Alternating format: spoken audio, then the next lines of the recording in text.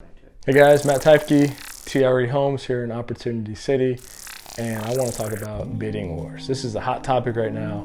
Depending on which side of the transaction you're on, it can be great if you're on the seller side. It can be very, very frustrating if you're on the buyer side. So how do you get competitive? How do you close these deals? Stay tuned, we're going to dive in right now.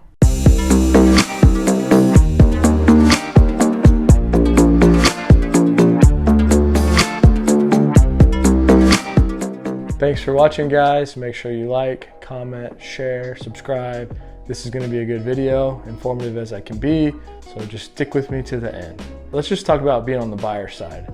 You're a buyer. What are you going to do to be competitive with your offer?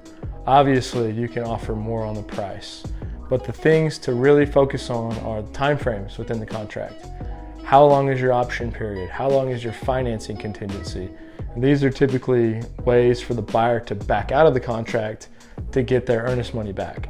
So if you have a 2-day option period instead of say 7 or 10, well, that's going to make the seller want to go with you on that specific aspect because it's going to be shorter, right? So they're going to know quicker whether you're going to move forward or not. So you can mess with the time frames on the option period as far as the amount of days. You can also increase the price for the option period. So instead of doing, let's say, $250 or $500 for an option, you could do $5,000. Interesting concept right now. I actually have multiple offers on a property I'm selling for a client. They gave us $10,000 option fee for a 1-day option. So they really, really want this deal. And it was competitive and they didn't have cash. So they made up for not having cash by having a significant option period. There's a very small chance that someone's going to back out of a deal if you have $10,000 option fee.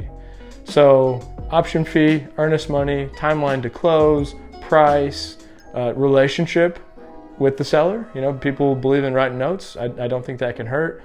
Depending on if you're the actual buyer, you're an agent. If you know the other agent, that's helpful.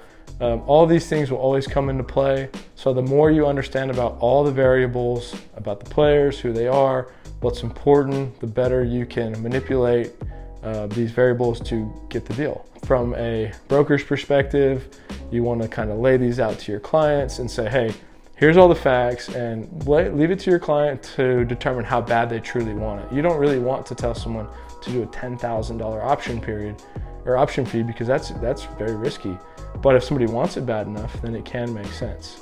You want to try and get as creative as you possibly can because it is hard out there. And when property gets listed and has 20, 30, 40, 50 offers, you really have to dive in and think, what can I do that's unique? How can I set myself apart to win this offer? And those are things that I think can be very, very valuable. We are always here to help. We're always here to dive in detail into any of these concepts. We're living it, we're doing it. We're on all sides of the transaction as brokers for buyers, brokers for the sellers, buyers ourselves, sellers ourselves. So we really try to encompass everything that we've learned and know to put it all together to do the best job we possibly can. We care about this stuff and we want to help you guys. It's frustrating, it's hard, it's challenging, but you've got to get in there and you've got to be different and you've got to think outside of the box. Hopefully you guys find this valuable. Please share, like, comment, subscribe. Let me know any thoughts, opinions. Tell me if you think differently than me. Would love to have a little debate and maybe I'll learn something. So thank you guys, appreciate it. Have a great day.